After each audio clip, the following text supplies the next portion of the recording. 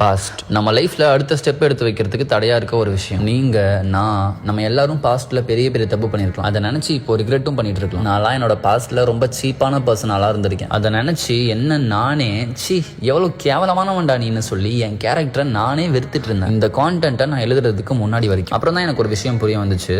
Past is gone, it's no more. அது 1 மாசத்துக்கு முன்னாடி நடந்திருந்தாலும் சரி, 6 மாசத்துக்கு முன்னாடி நடந்திருந்தாலும் சரி, இட் டசன்ட் மேட்டர். இப்போ நீ எப்படி இருக்கியோ அதுதான் reality. You realised your mistakes, you regretted and you repented to God, then khalas. இதுதான் மேக்ஸிமம் பண்ண முடியும். போயிட்டு பாஸ்ட்ல பண்ணதெல்லாம் ஃபிக்ஸ் பண்ண ட்ரை பண்ணா இன்னும் கொஞ்சம் பாஸ்ட் தான் ஆட் ஆகும். ஸ்டில் உங்களுக்கு பீப்புள் நம்ம பாஸ்ட்டை வச்சு நம்மளை ஜட்ஜ் பண்ணிடுவாங்களோன்ற பயம் இருந்தா ப்ரோ இங்க எல்லாரும் சின்னஸ் தான். யாரும் இங்க பெர்ஃபெக்ட் கிடையாது. இங்க ரப்பே நம்ம பாஸ்ட்டை வச்சு நம்ம ஜட்ஜ் பண்றது கிடையாது. இவனுங்களாம் யாரு?